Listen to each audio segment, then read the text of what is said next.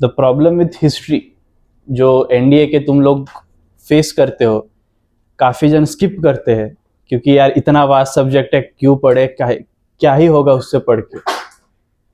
वो एक सब्जेक्ट तुमको 50 अराउंड 50 प्लस मार्क्स दे देगा।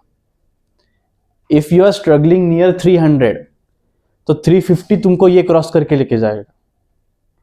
करंट अफेयर्स वगैरह है, कई कई बार तो इन्होंने ऐसा पूछा है, करंट अफेयर्स लेंगे, उसका कुछ तो हिस्टोरिकल रेफरेंस रहेगा। If you know the reference you can attempt that current affairs.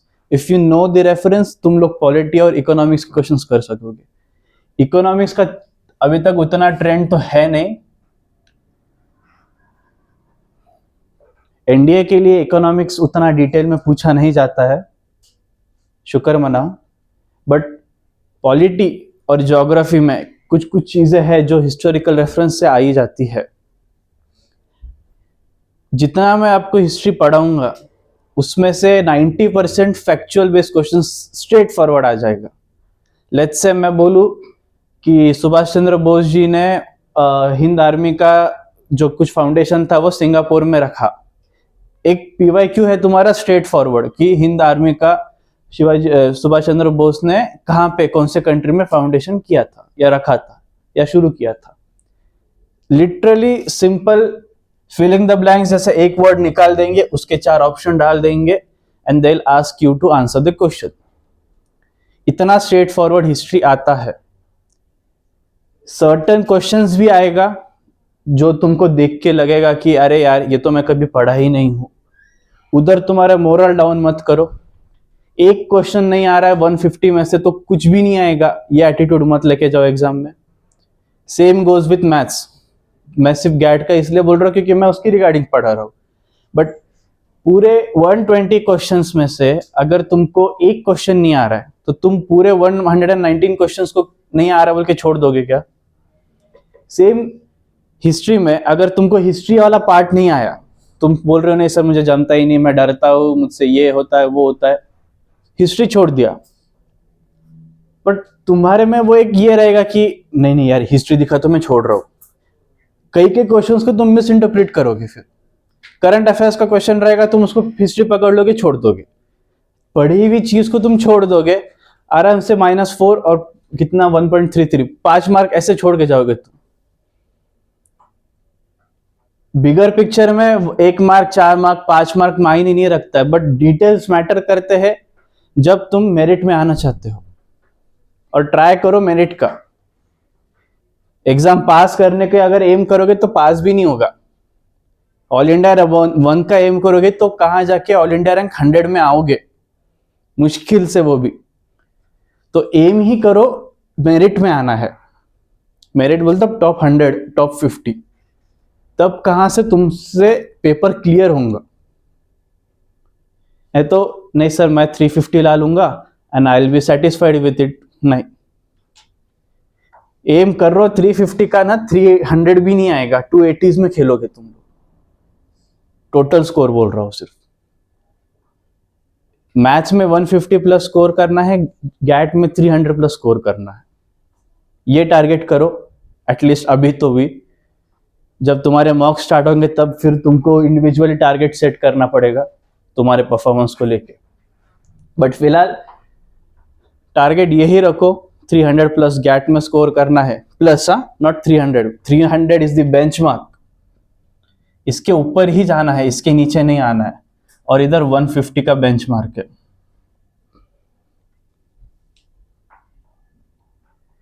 ये स्कोर में खेलोगे तो मेरिट इन आराम से हो जाओगे। फिर मेरिट का टेंशन नहीं रहेगा, एसएसबी का टेंशन रहेगा।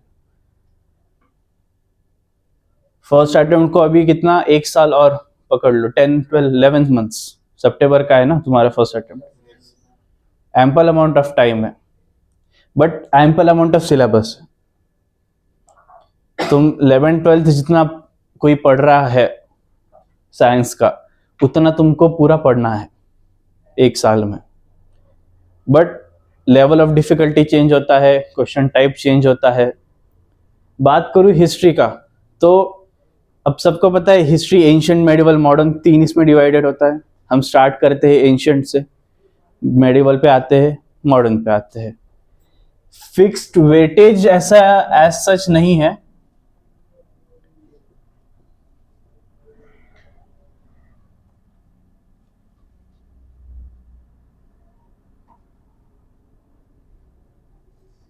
एंशंट मेडिवल और इसका एक एग्जैक्ट फिक्स वेटेज नहीं बोल सकता हूं मैं, क्योंकि हर साल समवट प्लस माइनस होता है। नॉट नेसेसरीली कि वो हर साल तुमको 20 क्वेश्चंस देंगे, 40 क्वेश्चंस देंगे, 10 क्वेश्चंस देंगे। एक आधी ईयर में उन्होंने एंशंट के 10 क्वेश्चंस डाल दिए और मेडिवल छोड़ दिया है, और मॉडर्न के 5 क्वेश्चंस, 15 क्वेश्चंस डन। कई बार 3-3-3 का सेट है, 5-5-5 का सेट है, तो it varies according to them. But उसका मतलब ये नहीं है कि मैं एंशंट पढ़ता ही नहीं हूं सर, या मैं मॉडर्न ही छोड़ देता हूं। नहीं, हर साल मॉडर्न पे हर बार क्वेश्चन आता है, फोकस मॉडर्न पे ज्यादा करना है, बट एंशंट भी पढ़ के जाना है। छोटे छोटे मार्क्स है, लिटरली 10-12 मार्क्स है तुम्हारे हाथ में अगर एंशंट पढ़ के जाओगे तो। वास्ट है बहुत, उसमें से सब याद नहीं रहेगा, अग्री। उसको याद करने के लिए कंटिन्यू पढ़ते रहना है। कंटिन्यू पढ़ना है बोलते एनसीईआरटी लेके नहीं बैठना है। जब फर्स्ट टाइम पढ़ोगे तब लगा तो एनसीईआरटी रखो साथ में, बट जब तुम रिवीजन स्टार्ट करोगे, फिर जो वन लाइनर किताब होते हैं लूसेंट वगैरह, या फिर ईयर बुक्स आते हैं मनोरमा के वगैरह, तो वो बुक्स को तब रेफर करना रहता। स्टार्टिंग से ही ये बुक्स को हाथ मत लगाओ अनलेस एंड अनटिल मैं बोलूं, क्योंकि लूसेंट बोलो या एक किरण पब्लिकेशंस का बुक जो है ना, वो तुमको पूरा हिस्ट्री उन्होंने उतने 200 पेजेस में कवर अप किया। तो there will be literally one liner, हर चीज के उन्होंने एक लाइन में बता दिया है। जब तुम डिटेल पढ़ोगे उसका, वो एक लाइन पढ़ के तुमको उसके पीछे का पूरा हिस्ट्री क्लिक होना चाहिए। अच्छा, ये ऐसा हुआ था। सबको पता है इंडिपेंडेंस, बट इंडिपेंडेंस के पीछे इतना बड़ा स्ट्रगल था। 1857 मंगल पांडे जी ने सब किया, शुरू किया, ये किया, बट उसके पहले भी क्या क्या हुआ वो क्लिक होना चाहिए सिर्फ। उसको मैं बोल रहा नहीं हूं कि लिखो इमीडिएट, उस पर क्वेश्चन सॉल्व करो, सब्जेक्टिव आंसर्स लिखो, नथिंग। उसको जस्ट तुमको ऐसा, अच्छा हाँ ये मैं पढ़ा था सर, ये अगर तुम एटलीस्ट माइंडसेट रखोगे ना, तो तुम डरोगे नहीं ये सब्जेक्ट को लेकर, क्योंकि इंटरेस्टिंग है। पास्ट का पढ़ के अरे हाँ ऐसा हुआ था, वैसा हुआ था, आगे फ्यूचर में फ्लाइंग कार चाहिए, उसके लिए पहले कार का तो इन्वेंशन होना चाहिए। आग जलाने के लिए पहले स्टोन एज वाले वो पत्थर से तो आग जलाए, फिर उससे लाइटर और माचिस का ये होगा, इन्वेंशन होगा। तो पत्थर कैसे जलाए, लोग वो टाइम पे इंसान को कैसा समझा कि अरे हाँ 2 पत्थर को रगड़ के आग जलेगा। क्यूरियस दिमाग लगता है ये चीज समझने के लिए, बट वो क्यूरियस माइंड ही एक ही एटलीस्ट वो चीज समझने का ट्राई करेगा। नॉट नेसेसरी समझे उसको, बट वो ट्राई तो कर रहा है। तुम्हारा अभी एज ऐसा है ना, you can have an number of experiments with your self.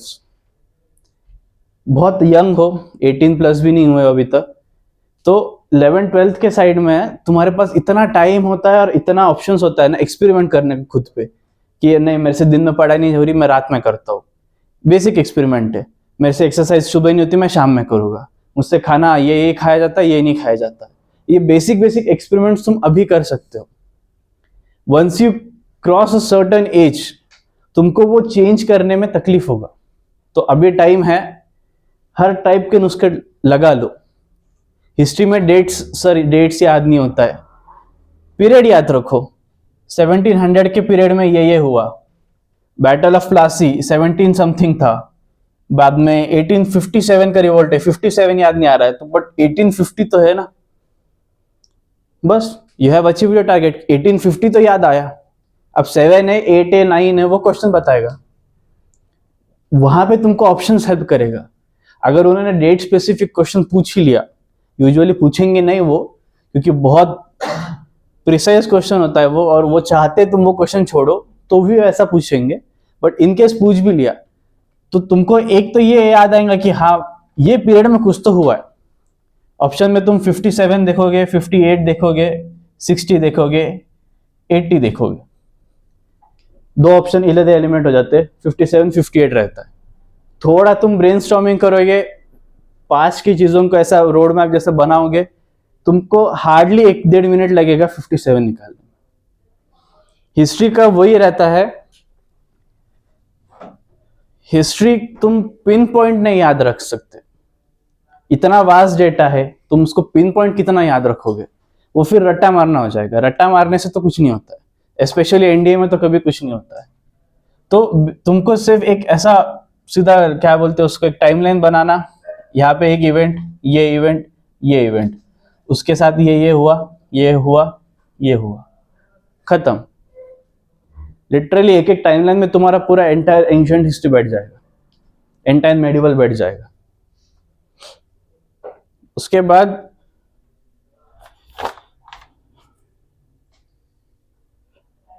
पिछले 4 साल के मैंने पेपर्स देखे, 24 का सेकेंड अटेम्प्ट से लेके 21 के फर्स्ट अटेम्प्ट तक का। ऑन एन एवरेज हर साल 10 से 15 क्वेश्चंस आए हैं। अब ये उसमें से मैंने भी कुछ मिस किए होंगे, बट एक एवरेज भी पकड़ लिया तो 15 क्वेश्चंस पर पेपर आए हैं। पर ईयर पकड़े तो 30 क्वेश्चंस पर ईयर आ ही रहे हैं। तो तुम बोलो चलो 15 भी पकड़ लिया, 15 4 जा 50 to 60 मार्क्स आ ही रहा है पेपर में। पॉलिटिक जो है और ज्योग्राफी जो है, चलो पॉलिटी और इकोनॉमिक्स इकोनॉमिक्स भी नहीं, पॉलिटी पकड़ते हैं। पॉलिटी में कैसा है, कुछ चीजें पिन पॉइंट होती है। पूछ लिया ओथ कौन देता है किसी को, सीजीआई का ओथ कौन देता है, या प्राइम मिनिस्टर को इलेक्ट कैसे करते हैं, तो सर्टेन स्टेटमेंट क्वेश्चंस आ जाएंगे। पॉलिटी बहुत प्रिसाइज लगेगा तुम्हें, तुम उसमें अंदाजा तुक्केबाजी नहीं कर सकते हो। हिस्ट्री में एक एडवांटेज कैसा रहेगा ना, तुम लोग एक अंदाजा लगा सकते हो कि हाँ हाँ ये टाइम में ये हुआ है। पिन पॉइंट नहीं कर पाओगे बट अंदाजा लगा सकते हो, तुम्हें उतनी सहूलत मिल जाती है हिस्ट्री में। पॉलिटी में नहीं मिलती है, ज्योग्राफी में नहीं मिलता है। रॉक का स्ट्रक्चर बोला है तो वो वैसा ही है, उस पर कितना भी ग्राइंडिंग करो स्ट्रक्चर में चेंजेस नहीं होगा, कंपोनेंट्स में चेंज नहीं होगा उसके। बस एक हार्ड रॉक का सैंड बनेगा, ग्रैन्यूल्स बनेंगे, बट उसका कंपोजिशन तो सेम रहेगा। हिस्ट्री का भी सेम है, इवेंट चेंज नहीं होता है, बट तुम अलग अलग तरीके से इवेंट को याद रख सकते हो। नॉट नेसेसरीली कि जैसे इसने किया है वैसे ही तुम करोगे, नहीं, ये अलग तरीके से रखेंगी तो अलग तरीके से रखेगा, कोई लोग रखेंगे ही नहीं। तो मैं बोल रहा हूं कि रखो, तुम्हारा डेटा दिमाग दुखेगा, अरे सर इतना कहां पढ़ना रहता है, अभी पढ़ोगे तो बाद में कुछ होगा, नहीं तो अगले 6 साल 8 साल तक एक ही चीज करते रहो और बाद में उसी पे वही जॉब पूरे 40 साल तक आगे करते रहो। मशीन जैसा करना है तो एनडीए को छोड़ दो, आउट ऑफ द बॉक्स जाना है, फ्लो से अलग जाना है और खुद का फ्लो बनाना है तो ही डिफेंस के लिए पढ़ाई करो, नहीं तो जेई और नीट है ही तुम्हारे लिए। जेई हार्ड लग रहा है तो सीईटी है, ऑप्शंस अच्छे हैं, उसमें भी स्कोप है, उसमें भी बहुत कुछ है, बट डिफरेंस इतना है, लिटरली इतना है, मतलब मेरे हाथ भी कम पड़ जाएगा, इतना डिफरेंस उन दोनों में। You have chosen a line, so इसमें कम कटौती मत करो। सर नहीं सर ये इतना नहीं पढ़ना, मैथ्स में भी तुम लोग करोगे, सर्टन टॉपिक्स छोड़ दोगे, हार्ड है, जमता नहीं। जैसे प्रीवियस बैच ने किया था, इंटीग्रेशन छोड़ दिया था उन्होंने, सर बहुत हार्ड है, तो अरे शॉर्ट मार्क्स दे देता है यार वो। कंसेप्ट हार्ड नहीं है उसमें, उसमें क्वेश्चंस का लेंथ बढ़ता है, सिर्फ तुमको सॉल्व करना पड़ता है पूरा। पार्शियल फ्रैक्शन पे आ गए तो पूरा एक एक करते जाओ, बट वो तुमको दे रहा है ना 2.5 मार्क। तुम एक क्वेश्चन पे 3-4 मिनट लगाओगे और एट द एंड उसको छोड़ ही दोगे, उससे अच्छा है ऐसा कैलकुलेटिव बेस्ड क्वेश्चन 2.5 मिनट में कर लो, 3 मिनट में कर लो, श्योर शॉट 2.5 मार्क्स तो मिल ही जा रहे हैं। ये अप्रोच रखो तो कंसेप्ट छोड़ो मत, क्वेश्चन में देख के तुमको समझना चाहिए ये कंसेप्ट लग रहा है, पेपर में लगाना है या नहीं वो तुम मॉक्स में ट्राई करोगे। मॉक्स में हर एक स्ट्रेटेजी लगाओगे कि अच्छा ये ऐसा करके देखिए, फिर वैसा करके देखते, बट कंटेंट वाइज छोड़ो मत कोई चीज को, पूरा पढ़ो, कंटिन्यू रिवाइज करो। हिस्ट्री का एक बहुत मेजर प्रॉब्लम है, तुम जैसे ही रिवाइज करना छोड़ दोगे तुम भूल जाओगे, एंटायरली भूल जाओगे। मैं खुद 1 महीने बाद हाथ लगाया तो मुझे ऐसा लग रहा था मैं क्या एलियन पढ़ रहा हूं। मेडिवल स्टार्ट किया तो एंशिएंट मत भूलना, क्योंकि कुछ कुछ पार्ट मिक्स होगा, बट एग्जैक्ट एंटायर नहीं आएगा। बट हाँ, कृष्णदेवराय यहां से यहां आए, हम्पी का यहाँ पे रेफरेंस देगा, यहाँ पे मिलेगा, चोलास का यहाँ भी रेफरेंस मिलेगा, यहाँ भी मिलेगा, उनके कुछ आर्किटेक्चर्स यहाँ पे भी दिखेंगे। तो सर चोला कौन था ये पूछा तो फिर मैं छोड़ूंगा नहीं, उतना तो भूलो मत। ठीक है, चोलास के किंग्स भूल जाओगे चल जाएगा, एक बार मैं उसमें तुमको कुछ नहीं बोलूंगा, बट सर चोलास कौन था ऐसा बोला ना तो वो फिनोलेक्स के 2 पाइप लेके आऊंगा, फिर मैं एक ही नहीं। कंटिन्यू तुमको रिवाइज करना होगा हिस्ट्री को। हिस्ट्री ही वो छोड़ो, पूरे गैट का यही एक इशू है कि तुमको कंटिन्यू पढ़ते रहना पड़ेगा वही चीज को, रिपीटेशन में। तुमको लगेगा कि नहीं सर मसल मेमोरी में याद हो गया, नहीं रहता है। 100% बोलता हूँ पेपर में भूल जाओगे। ये मेरे साथ हुआ है एनडीए में, सर आ जाएगा सर ये हो जाएगा, मेरा ऐसा ही था। फर्स्ट अटेम्प्ट में इंग्लिश खराब, ये मैथ्स खराब गया, सेकेंड अटेम्प्ट में जीएटी खराब गया। वो मिस्टेक्स तुम मत रिपीट करो, तुम्हारे पास चांसेस है फर्स्ट अटेम्प्ट में ही क्लियर करना है, क्योंकि सेकेंड अटेम्प्ट के टाइम पे तुम्हारा जेई नीट ऐसा कुछ भी आएगा, मतलब और कॉलेज एग्जाम्स आते, मेन बोलते कॉलेज एग्जाम्स आते, बोर्ड्स, 12th बोर्ड्स को लाइटली भी मत लेना। एक तुम्हारी टेंडेंसी होती है कि एक चीज पे फोकस करता हूं दूसरे को लाइटली ले लेता हूं। तुम में से 100% मैं बोलता हूं तुम सब ने 12th को लाइटली लिया रहेगा, कुछ नहीं पेपर निकाल लेंगे। तुम्हारा ट्रैक रिकॉर्ड आगे चेक होता है। तुम में से अगर कोई दूसरे फील्ड में जाते हो, लेट्स से तुम लोगों से कोई सोच रहा है कि सर ये नहीं हुआ तो मैं एमबीए कर लूंगा ना, तुम्हारा 10th से रिकॉर्ड मांगते हैं वो लोग। प्रोफाइल का रेटिंग होता है तुम्हारे, 10th में 98, 12th में 98, ग्रेजुएशन में 98, तो तुमको आईएम्स कॉल करेंगे, उनके इंटरव्यू कॉल्स के लिए तुमको ये पूरा रिकॉर्ड चेक करेंगे। तुम्हारे को करिकुलर क्या किया था, कॉलेज में कौन सा इवेंट किया था, कौन से इसके कोऑर्डिनेटर थे। Same goes with defence, interviewing officer में तुम्हारे पूछ लेंगे, अच्छा यू हैव 10th में तुम्हारे 98 है, 12th में सीधा 70 है, इतना ड्रास्टिक डाउनफॉल क्यों है? तुम बोलोगे सर मैंने ऐसा किया वैसा किया, you will try to stall him. तुम लोग नहीं नहीं सर मेरे से ऐसा हुआ, बट वो नौबत ही क्यों आने दे रहे हो तुम लोग? 10th में 95 ला लिया तो 12th में एटलीस्ट 90 तो टच करो। 95 से 90 आए बात ठीक है सर, 5% का थोड़ा इस केस में से हो सकता है, तुम लोग ऐसा बोल सकते हो, बट सीधा 70 पे आ गए तो बहुत खराब इंप्रेशन गिरेगा इंटरव्यूइंग ऑफिसर के पास, और उसके पास तुम्हारे पूरे रिकॉर्ड्स रहते हैं। तुम लोग फाइल सबमिट करोगे जिसमें तुम्हारा 10th का मार्कशीट होगा, 12th का मार्कशीट होगा, को करिकुलर के सर्टिफिकेट्स होंगे, करिकुलर के सर्टिफिकेट्स होंगे, अवार्ड्स भी कुछ रहा तो उसका सब कुछ एक तुम फाइल सबमिट करोगे आयोग को, तो 100% तुम्हें क्वेश्चन पूछेंगे 10th में इतने थे 12th में इतने क्यों है। एनडीए छोड़ के जेई दिया था, जेई में क्या स्कोर आया? खराब आया तो बोलना सर खराब आया, सही आया तो बोलना सही आया, झूठ मत बोलना उधर। जो अभी खुद को बोल रहे हो वो उधर मत बोलो, खुद से तो झूठ बोलना बंद करो। बेसिक ओएलक्यूज में आता है खुद से ट्रू रहो, खुद को ट्रू रहो। उसके बाद दूसरों को कुछ झूठ मत बोलो, सर मैंने आज पढ़ाई नहीं की, क्यों नहीं की? सर आलस आ रहा था, बोर हो रहा था, नींद आ रही थी। ओके, नहीं सर मेरे से हुआ ही नहीं सर, मुझे काम दिया था घर वालों ने, सर कपड़े धोने थे, सर ये करना था वो करना था। हम भी गए हैं, हमने भी किया है, हमें भी मालूम है तुम कितना सच बोलते हो कितना झूठ बोलते हो।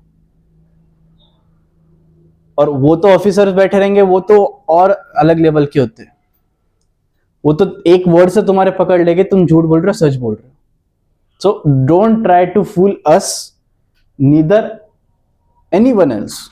दोस्तों को भी मत बताओ इसने इसको पूछ लिया तूने कितना पढ़ा है क्या, ये बोलेंगे अरे यार मैं तो कुछ पढ़ा ही नहीं, क्या कुछ नहीं, 99 98, फिर बोलेंगे अरे तू तो ज्यादा लेके आया मेरे से।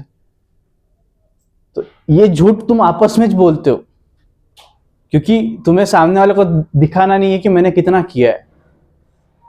ऑब्वियसली मत दिखाओ, शो ऑफ नहीं करना है, बट उसको गलत ये तो मत दो कि हाँ मैं कुछ पढ़ाई नहीं किया है, तो फिर वो भी पढ़ाई नहीं करेगा।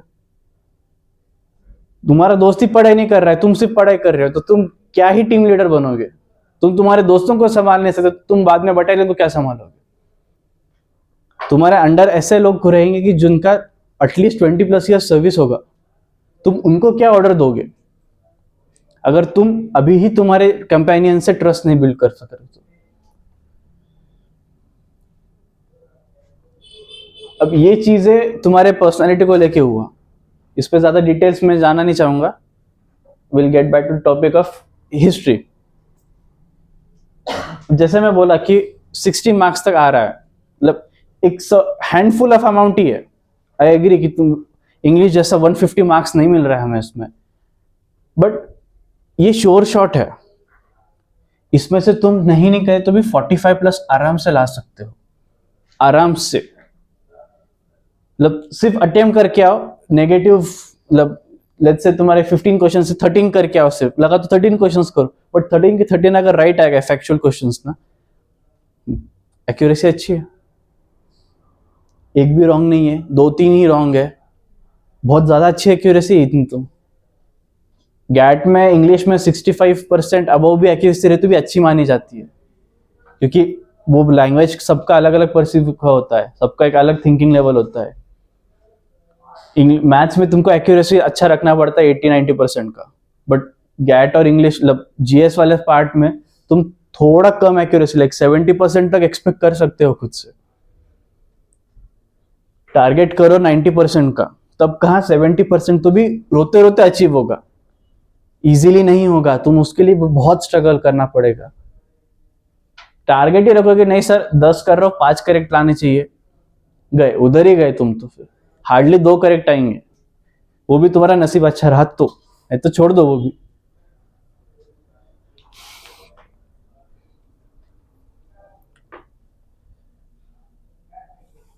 नंबर्स का हो गया, नंबर्स में खेलना हो गया, इतने मार्क्स मिलेंगे।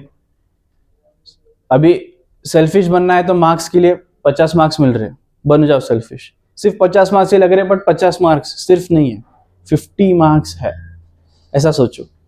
उसके बाद एंशिएंट, मेडिवल और मॉडर्न में एक नोशन होता है कि सर एंशिएंट छोड़ देता हूँ, मेडिवल और मॉडर्न करता हूँ।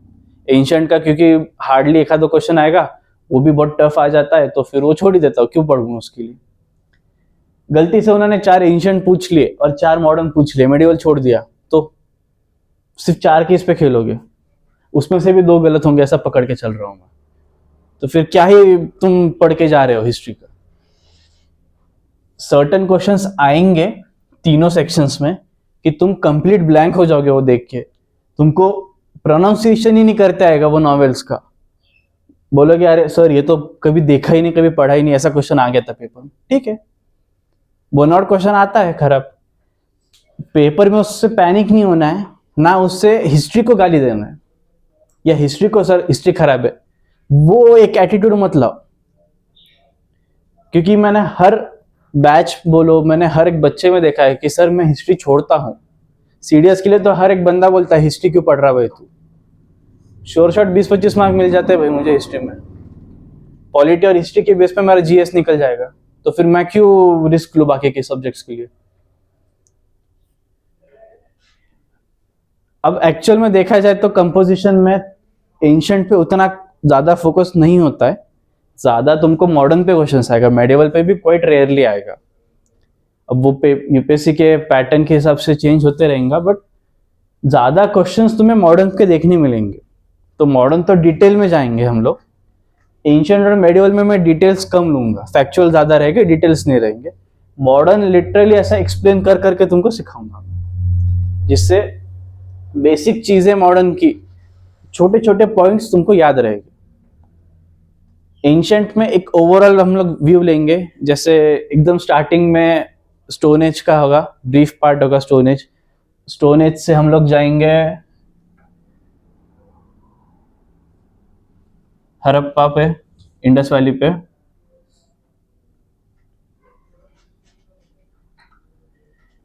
इंडस वैली के बाद महाजनपद एंड मौर्य गुप्ता पूरा वो डायनेस्टीज आते हैं। तो इसके पहले मौर्य ही लिख लेता हूँ।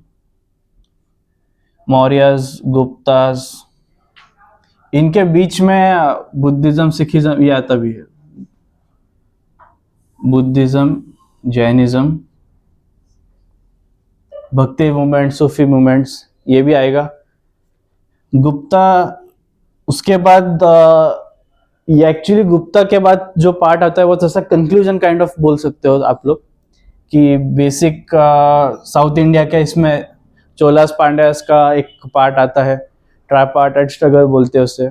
तो माइनर किंगडम्स आते हैं जो मेजर स्केल पे हम लोग नहीं पढ़ते या अभी पढ़ेंगे भी नहीं क्योंकि उतना पूछते नहीं है।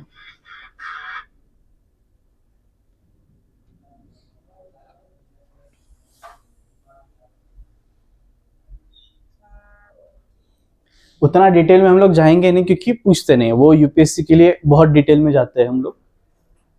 पढ़ाऊंगा तुमको पूरा यूपीएससी का मटेरियल,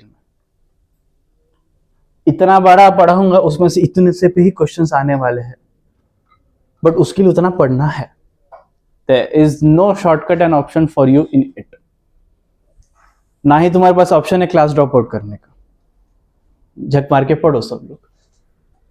गुप्तास के बाद हर्षवर्धन वगैरह आएगा, कृष्णदेव राय वगैरह, वो मेडिवल का पार्ट आएगा। बट गुप्तास के बाद एक छोटा चोलास पांड्यास का पोर्शन खत्म हुआ, उससे एंशिएंट खत्म हो जाएगा।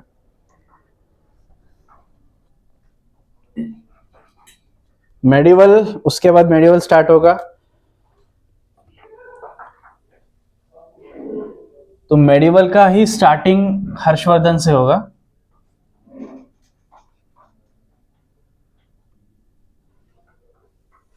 हर्षवर्धन का होने के बाद स्लेव डायनेस्टी, जो दिल्ली सल्तनत वाला पार्ट आता है, स्लेव, तुगलक्स एंड एवरीथिंग। उसके बाद मुगल्स,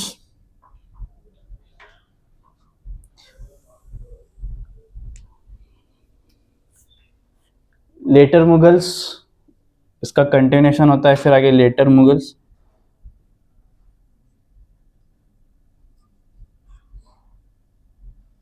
और लेटर मुगल्स में छुपे रहेंगे इंग्लिश, मतलब वो आप अपना मॉडर्न का स्टार्ट होगा।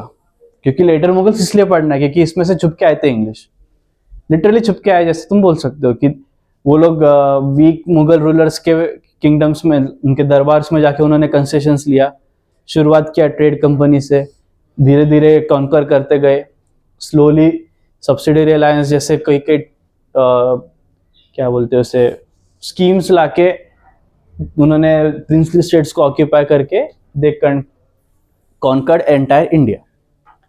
तो मेडिवल इतने इसमें डिवाइड होगा, इसको लिखो मत कोई भी, जस्ट एक मेरे लिए और तुम्हारे लिए होगा कि अप्रोच कैसा है हिस्ट्री को पढ़ने का।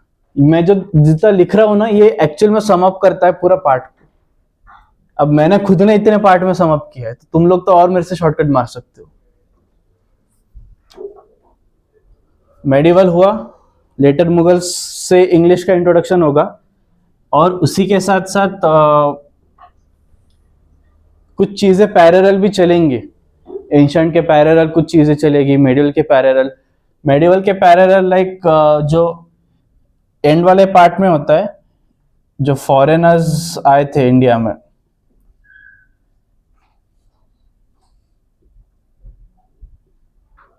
लाइक पोर्टुगीज, डच, PDFE ऐसा उनको मैं बोलता हूँ, पोर्टुगीज, डच, फ्रेंच, इंग्लिश, यही ऑर्डर में वो लोग आए थे इंडिया में।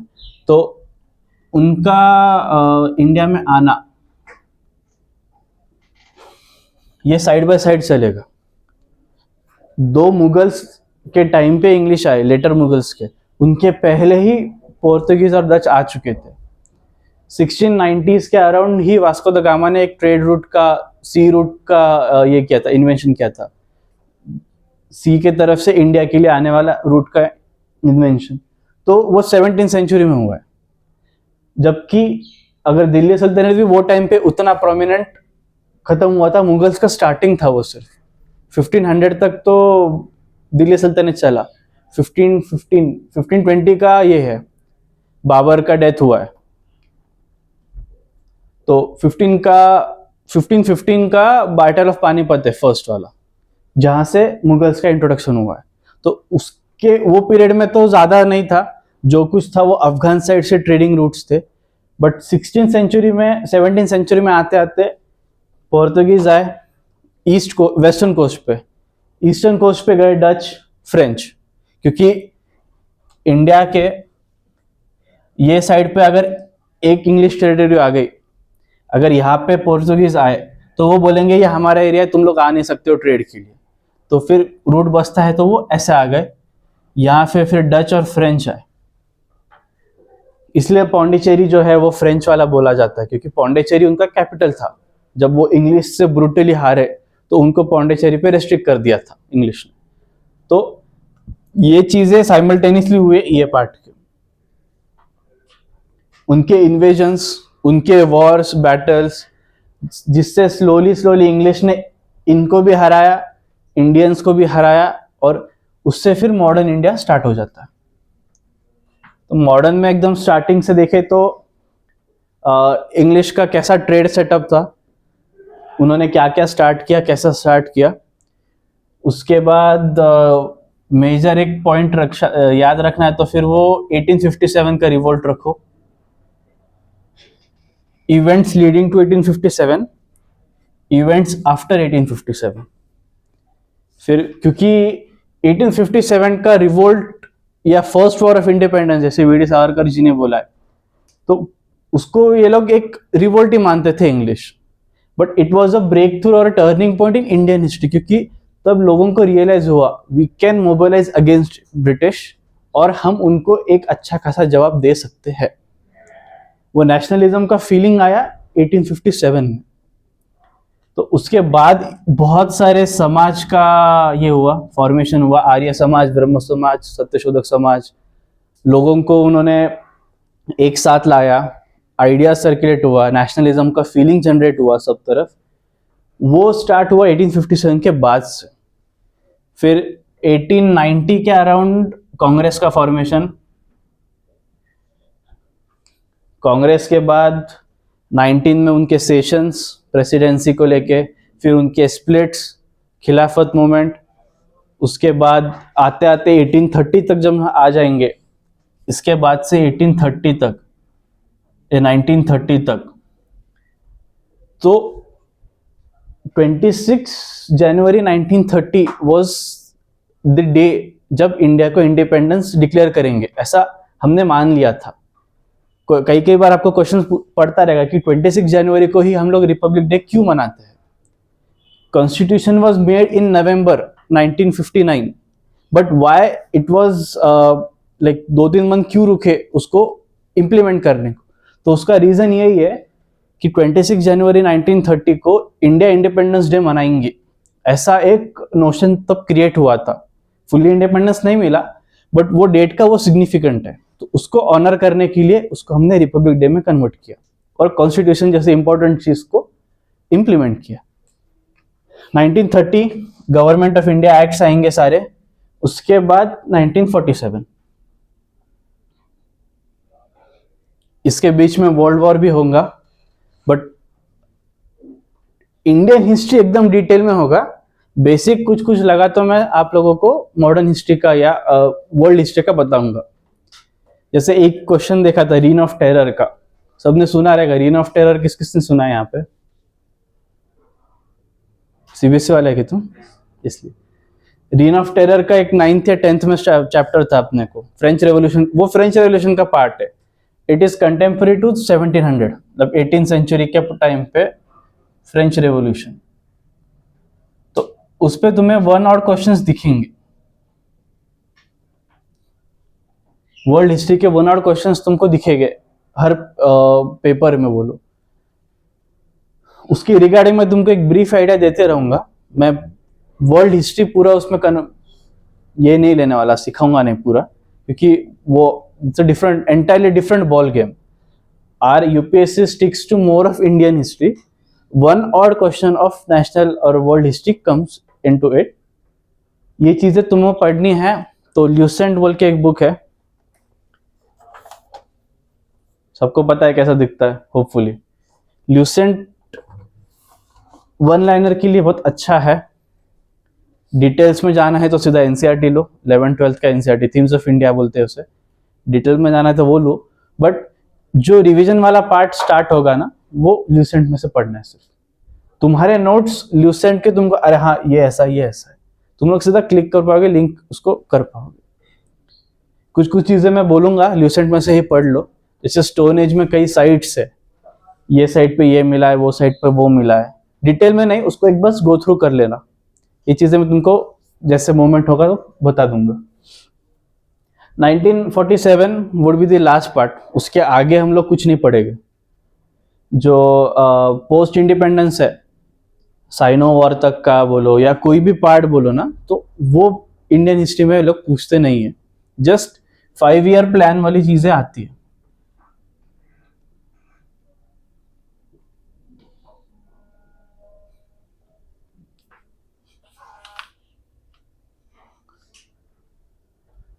फाइव ईयर प्लान एक, हम मतलब हर बार मैंने एक क्वेश्चन देखा है, फर्स्ट 5 ईयर प्लान के ऑब्जेक्टिव्स बताओ, 10th 5 ईयर प्लान के बताओ। सो ये एक ही पार्ट है जो पोस्ट इंडिपेंडेंस का पूछा जाता है। अब ये पार्ट थोड़ा इकोनॉमिक्स का आता है, क्योंकि planning and everything comes under economics.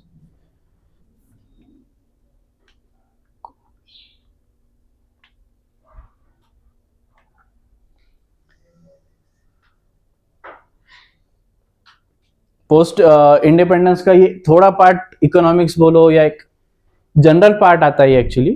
तो 5 ईयर प्लान का मैं डिटेल में हुआ तो पढ़ा दूंगा, ना तो तुमको नोट्स उसके मिल जाएंगे, खुद भी पढ़ लो।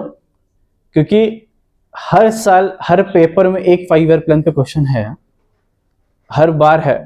मैं खुद शौक था कि इतना क्यों इनको प्यार है इस चीज से, बट है। अब उनको प्यार है तो तुमको भी प्यार करना है उससे, सीधी बात।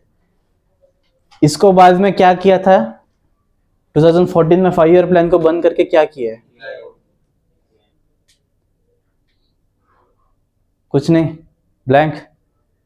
क्या करंट अफेयर्स पढ़ रहे हो रे? नीति आयोग क्या है? What is NITI Aayog?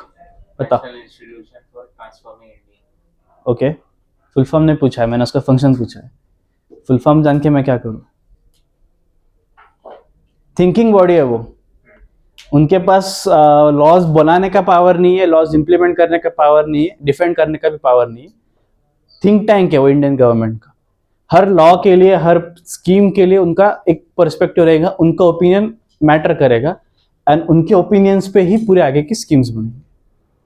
Follow करेंगे ये नहीं करेंगे वो गवर्नमेंट का डिसीजन होगा, बट उस पर सोच विचार करने का काम नीति आयोग का होगा। तो नीति आयोग वाज, उस 5 ईयर प्लान को उन्होंने कन्वर्ट किया नीति आयोग में, बिकॉज 5 ईयर प्लान के पास पावर थी सेटलमेंट्स का लेके, कैसे लैंड रेवेन्यूज जनरेट करना है, पोस्ट इंडिपेंडेंस प्लस 1990 का डिसेंट्रलाइजेशन, कि एग्रीकल्चर लैंड से कितना रेवेन्यू आना, कमर्शियल लैंड से कितना आना चाहिए, उसका पूरा जो प्लानिंग किया था वो सब 5 ईयर प्लान में हुआ था। Brain child of Jawaharlal Nehru ji. तो उसका कंटिन्यूएशन बाद में हुआ है। तो ये पार्ट अपना एंड होगा। इसके बीच में ट्रैवलर्स भी आएंगे काफी सारे, कौन कब आया था, किसने क्या लिखा, किसने इंडिया के बारे में कितना अच्छा लिखा, किसने बुरा लिखा, उस पर भी क्वेश्चंस आते हैं। ट्रैवलर्स का होने के बाद आर्ट एंड कल्चर पे भी आते हैं, बट उतना डिटेल में नहीं आते। लाइक जो विजयनगरा डायनेस्टी है, तो जो आर्किटेक्चरल पॉइंट ऑफ व्यू है विजयनगरा का, हम्पी जो कैपिटल था, तो हम्पी का टेम्पल अपने 50 रुपीज के नोट पे है। तो वो लोग वैसा कुछ लिंक करेंगे। पार्ट है वो स्क्रिप्चर्स का, इंस्क्रिप्शंस का, या प्रॉपर्टी है वो, उसका उन्होंने एक क्वेश्चन निकाल लिया नोट पे से। तो तुम्हारा history connected to current affairs, ऐसा क्वेश्चंस गिर सकता है। आर्ट एंड कल्चर एकदम ऐसा लाइक वो एक्चुअल में इसमें इन्वॉल्व होगा, मैं अलग से ऐसा तुमको हेडिंग नहीं मिलने वाला कि आर्ट एंड कल्चर लोग पढ़ो, नहीं, इसके बीच में ही है। ये तुमको स्पॉट करना है कि भाई क्वेश्चन किस रिगार्डिंग है या टॉपिक किस रिगार्डिंग है। सोशल लाइफ वगैरह ये कल्चर में आता है, फोक टेल्स, प्लेज, जो कुछ हमें इंस्क्रिप्शंस पे दिखता है, स्टोन्स पे दिखता है, उस पे बेसिक क्वेश्चन पूछ लेते हैं। ये कौन से यहाँ का स्टोन है, भीमबेटका के केव्स में किस रिगार्डिंग ज्यादा शो किया गया है, वो पिक्चर ड्रॉ किया है तो वो किस चीज को लेके किया है, डेली लाइफ को किया है, हंटर्स को किया है, या एनिमल सैक्रिफाइसेस को किया है, ऐसा क्वेश्चन आ जाता है। और स्टेटमेंट क्वेश्चंस कम पूछते हैं।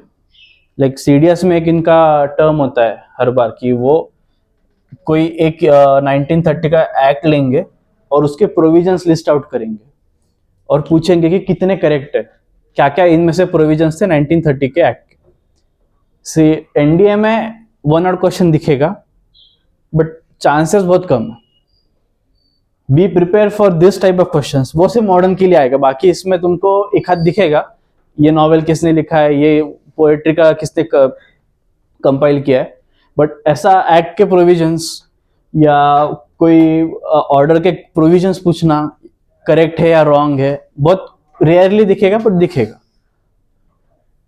तो मॉडर्न हिस्ट्री में जो हम डिटेल्स में कोई चीजें रहेंगे ना, तो डिटेल्स मॉडर्न में याद रखो, वो तुमको याद रखना है, उसमें कोई ऑप्शंस नहीं है, शॉर्ट ट्रिक्स भी नहीं मिलेगा, वो खुद डिसाइड करो। इतना स्पून फीडिंग नहीं करेंगे हम लोग नहीं करेंगे तुम लोगों का।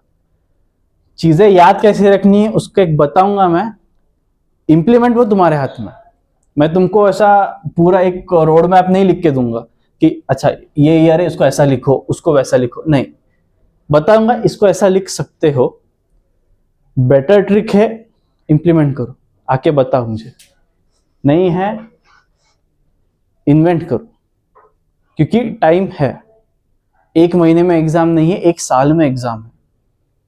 तो स्टडी पैटर्न तुम्हारा तुमको पता है, उस हिसाब से चीजें याद रखो। और हिस्ट्री को एक ही है, रिवीजन कंटिन्यू चाहिए। कुछ डाउट इसमें, कुछ पूछना है? ठीक है।